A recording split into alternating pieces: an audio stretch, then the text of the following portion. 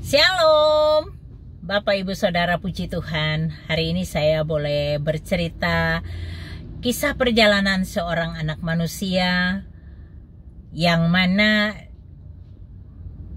cukup miris ceritanya. Saya mau cerita nih, saya juga ngeri banget soalnya. Saya melayani di lereng-lereng gunung, di dusun-dusun yang terpencil ya, bukan di kota. Saya hamba Tuhan yang di gunung, di dusun-dusun kecil. Tapi saya kalau tanya kenapa sih mau kayak gitu, menyenangkan sekali loh. Melayani di gunung-gunung tuh menyenangkan, begitu lihat pemandangan alamnya, takjub melihat ciptaan Tuhan. Saya cuma sering bilang, Tuhan, indahnya. Terima kasih Tuhan, saya boleh Kau izinkan menikmati keindahan ciptaan-Mu ini Tuhan. Kau luar biasa, dahsyat perbuatan-Mu. Nah, kembali lagi cerita tadi ya. Jadi beberapa waktu yang lalu, kurang lebih seminggu yang lalu, ada berita kematian dari sebuah dusun tempat saya melayani di sana. Jadi ada seorang bapak meninggal di jam 5 sore. Sebenarnya bapak ini orang Kristen sih, orang Kristen. Tapi Kristennya KTP, jelas. Jadi dia menikah dulu waktu muda, dia menikah secara Kristen. Dia punya anak satu, dia tinggalin istrinya.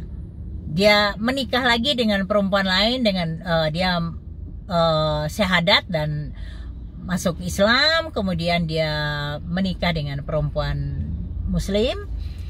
Tapi begitu punya anak satu, dia tinggalin lagi, dia pergi lagi nikah siri di tempat lain lagi.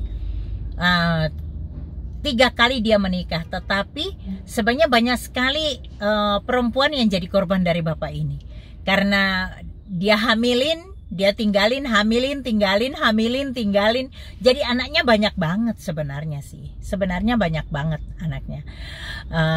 Dan beliau kemarin tuh meninggal ceritanya. Meninggal, nah kebetulan salah satu anak rohani saya ikut memandikan, memakaikan baju. Kemudian saran dari anak rohani saya ke keluarga almarhum, bagaimana kalau malam ini aja dimakamkan, karena bapak ini kan meninggalnya karena komplikasi gitu. Tapi keluarganya mintanya besok pagi jam 10 katanya. Oke gitu. Tapi kejadian yang cukup mengejutkan terjadi di jam 10 malam, tubuhnya sudah membengkak. Nah, dan sudah menghitam. Karena anak rohani saya melihat begitu, dia menyarankan bagaimana kalau dilambari dengan plastik supaya tidak rembes kemana-mana nantinya. Dan jam 12 benar pecah. Jadi mengerikan sekali ya. Apa yang kita tabur itu akan kita tuai. Dan terjadi lagi besok pagi jam 6:30 itu penggali kubur sudah mulai menggali kubur, karena jam 10 sudah harus dimakamkan. Ternyata baru sebatas paha kedalaman kuburan itu, tiba-tiba terjadi kegelapan, gelap di dalam kubur dan sekitarnya, yang membuat mereka takut dan tidak bisa melihat apa-apa. Akhirnya panggil orang dari dusun lain datang untuk berdoa di situ. Terus normal kembali, mereka gali. Tetapi waktu mau dimakamkan jam 10 longsor lagi. Jadi tunda lagi 1 jam. Setelah digali lagi, mau dimakamkan longsor lagi. Itu terjadi beberapa kali sehingga akhirnya ditutup dengan disanggah dengan papan-papan supaya tanahnya tidak longsor. Kemudian cepat-cepat dimakamkan. Nah, ini cerita yang cukup mengerikan ya sebenarnya kejadian ini. Karena kalau dulu kita di TV sering lihat ya, ada film Azab Kubur ya, yang ini film-filmnya orang Muslim sebenarnya sih, dari seberang ya. Tapi apa itu memang benar kok gitu, yang apa yang kita buat di dalam dunia ini, kita akan, sebelum kita kembali ke hadapan Tuhan, sebelum dihakimi, pasti kita mengalami juga kok. Apa yang kita tabur pasti kita tuai. Hukum tabur tuai itu pasti terjadi. Ngeri sekali seperti tadi saya katakan. Saya bilang seperti kita masuk ke supermarket, ke mall, kita mau ambil apa aja, monggo silahkan ambil. Mau sampai troli penuh, monggo. Tapi kalau kita keluarkan, kita melewati kasir, kita harus bayar, nggak mungkin gratis. Begitu juga kehidupan kita di dalam dunia.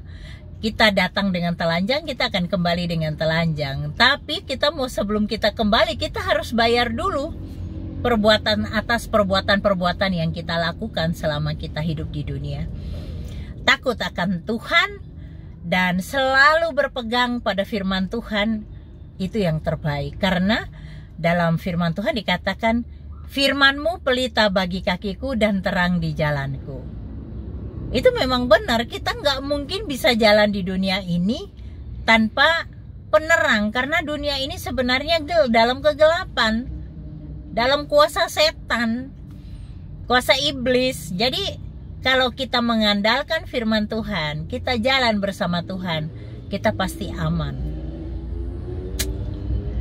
Ngeri banget. Tapi ini mungkin juga satu peringatan ya buat kita, bukan cuma buat laki-laki. Hai para lelaki, janganlah kau menyakiti hati perempuan-perempuanmu. Jadi cukup satu perempuan, jangan kamu jadikan perempuan itu kloset umumnya kamu, yang kamu buang najisnya kamu ke sana dan kamu tidak bertanggung jawab. Perzinahan lagi kasus ini, dan saya percaya bahwa bapak ini pasti punya pegangan. Entah di Jawa ini kan ada yang namanya semar mesem, ada jaran goyang, bulu perindu, apalagi. Cerita tentang itu nanti saya akan cerita di lain waktu lagi tentang hal-hal seperti itu ya. Saya akan cerita karena saya memang sering sekali melayani hal-hal yang seperti begitu tuh, yang orang punya pegangan ilmu-ilmu, ketika berhadapan dengan Tuhan mereka tidak berdaya. Di dalam nama Yesus tuh ada kuasa yang sangat besar. Semua makhluk takluk di dalam nama Yesus. Wow, keren banget Tuhan Yesus itu. Tuhan Yesus tuh bukan manusia biasa. Hello, Yesus tuh namanya berkuasa loh. Coba kalau kamu tuh bilang Yesus bukan Tuhan, saya cuma mau bilang sama kamu, halo, apa kabar? Coba kalau kamu bilang begini, kalau Yesus kamu benar-benar Tuhan, lakukan satu hal aja, lumpuhkan aku. 3 hari aku lumpuh. Coba kamu berani nggak bilang begitu? Kalau kau benar Tuhan, kau buat aku lumpuh. Berani nggak? Aku tantang buat kamu nih. Kalau Yesus cuma manusia biasa, berani nggak? Hello. Kamu yang bilang Yesus tuh bukan Tuhan, Yesus itu nabi apa? Nah, Yesus itu manusia biasa. Ayo lakukan itu kalau kamu berani. Lakukan. Bilang, hello Yesus, kalau kamu benar Tuhan, lumpuhkan aku. Dalam 3 hari ke depan, lumpuhkan aku. Coba. Terus kamu ucapkan. Kalau Yesus manusia biasa atau dia nabi biasa, dia sama dengan Musa, dia sama dengan Yesaya, dia sama dengan Elisa, dia sama dengan nabi-nabi yang lain. Ayo lakukan coba. Berani nggak? Aku nantang kamu nih.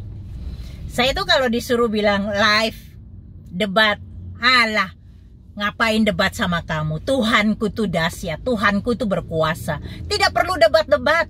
Tuhanku tuh dahsyat.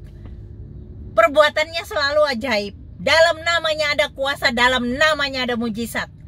Ngapain debat-debat? Tidak perlu diperdebatkan. Karena saya sudah mengalami sendiri, jadi saya tidak perlu berdebat sama kamu. Kamu tuh kecil dibagi Tuhanku tuh kecil.